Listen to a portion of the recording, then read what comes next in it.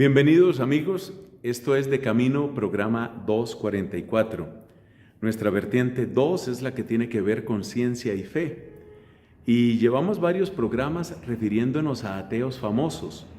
Precisamente por su condición de personas famosas, estos filósofos o científicos o artistas o políticos han tenido un gran impacto en un gran número de personas y se han convertido de alguna manera en gente que modela la opinión pública, es decir, gente que crea un clima de opinión.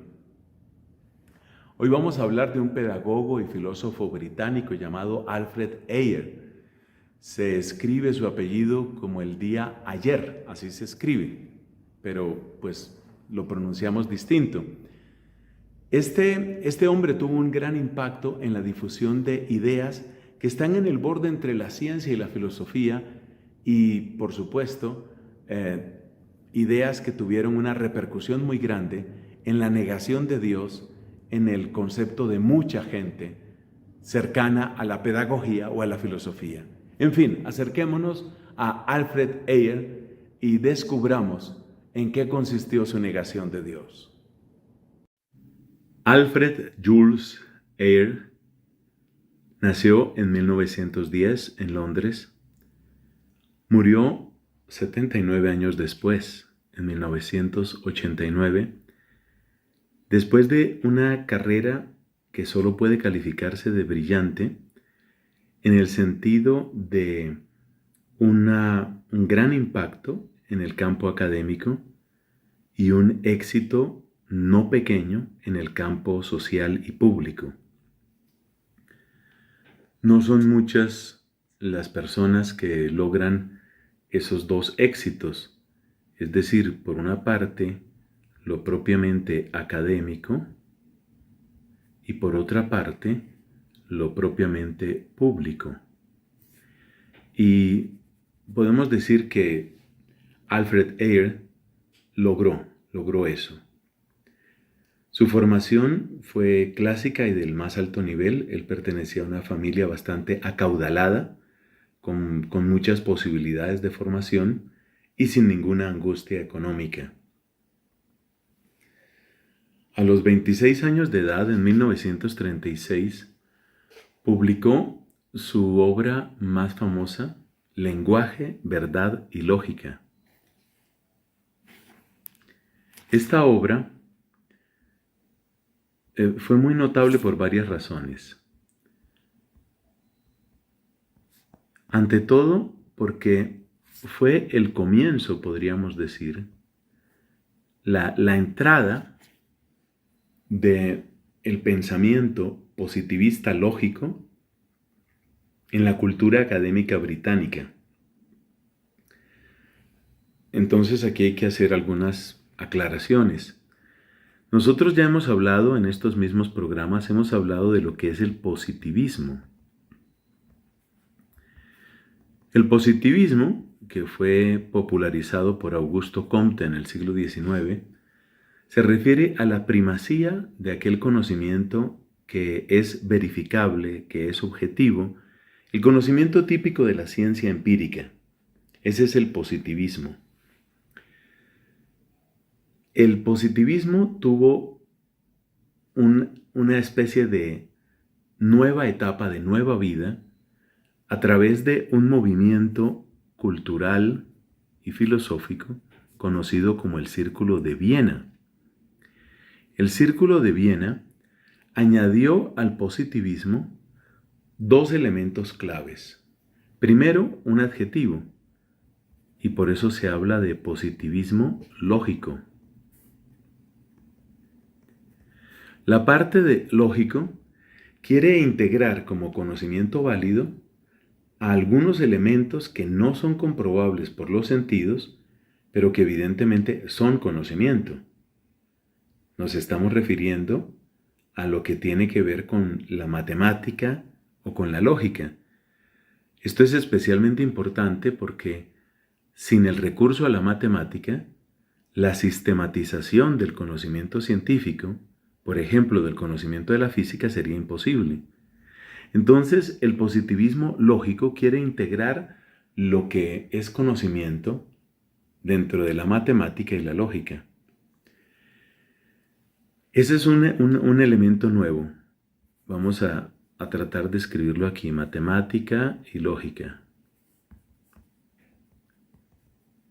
Y luego el segundo aporte del Círculo de Viena, el segundo gran aporte, es una noción que tiene sus orígenes en el filósofo Wittgenstein.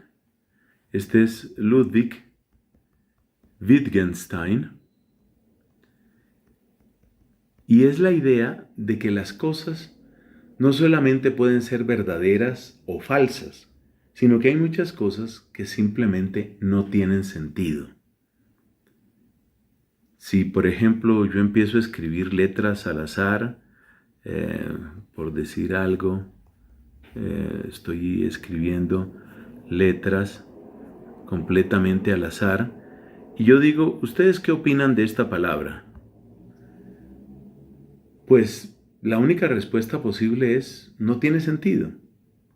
Entonces, el Círculo de Viena clasificó el lenguaje humano, siguiendo muy de cerca a Wittgenstein, clasificó el lenguaje humano no en dos cosas, no en dos campos, que serían verdadero y falso, sino habló de que existe lo verdadero, existe lo falso, y también existe, y la expresión se suele decir en inglés, nonsense.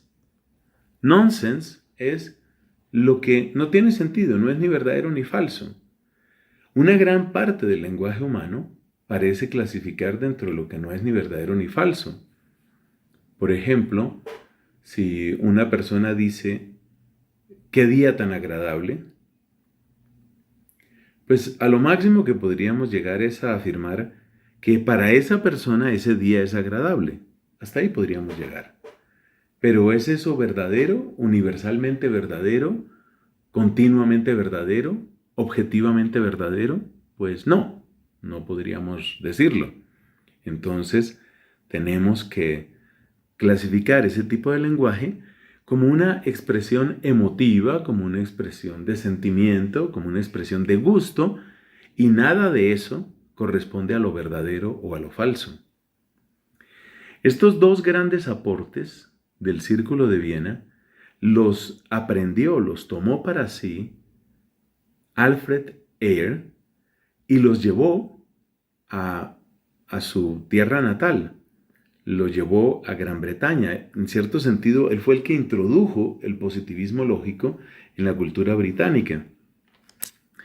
Y se produjo ahí una especie de intersección entre lo que se conoce ahora como filosofía analítica,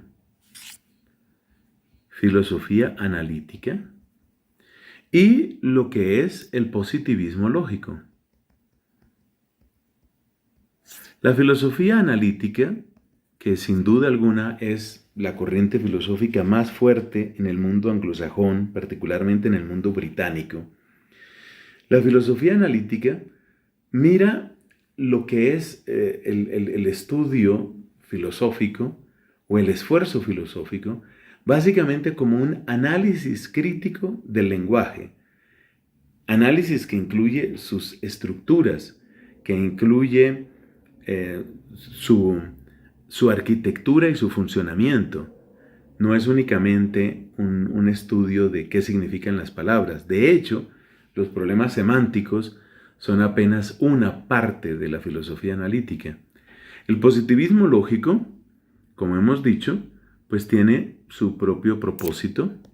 El positivismo lógico lo que quiere es delimitar lo que es conocimiento y no es conocimiento. Podríamos decir que Ayer se sitúa en esa intersección. Y es aquí donde entra el conflicto precisamente con la religión, lo mismo que en el caso de Russell y en el caso de otros ateos muy famosos. También Ayer considera que no se puede, realmente no se puede, tener una propia metafísica. Es decir, que el proyecto del Círculo de Viena, proyecto de anular, de acabar con la metafísica, Ayer lo toma completamente como suyo. Una afirmación básica de este libro que hemos mencionado, ¿dónde está el libro? Lenguaje, verdad y lógica. Una afirmación absolutamente clave ahí es que la metafísica no es ni verdadera ni falsa, sino que la metafísica simplemente es una colección de palabras sin sentido.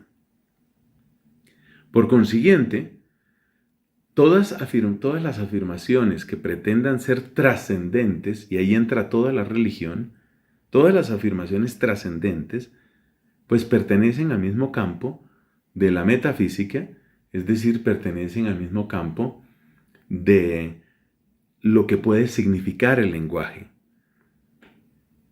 Y por consiguiente, según los que piensan como este filósofo británico, no hay que perder tiempo tratando de demostrar si Dios existe o no existe, si hay una realidad después de la muerte o no la hay, si hay seres espirituales o no los hay. Para ellos, todo eso es simplemente perder tiempo.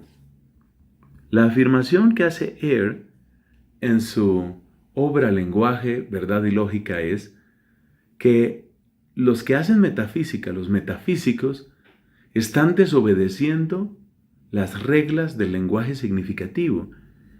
Y como uno no tiene por qué perder tiempo, entonces uno no tiene por qué ocuparse de la metafísica. En una entrevista muy famosa que dio este filósofo en Barcelona, es una entrevista realmente meses, no sé si semanas antes de morir, pues Ayer despliega toda su petulancia, toda su arrogancia. Era un hombre sumamente arrogante. Él decía, por ejemplo, que Heidegger era un charlatán. Él decía que Derrida, el filósofo Derrida, no es que yo le tenga particular simpatía a Derrida, pero decía que Jacques Derrida era un hombre que no sabía de lo que estaba hablando y que jamás se atrevería a enfrentarse en una discusión con él.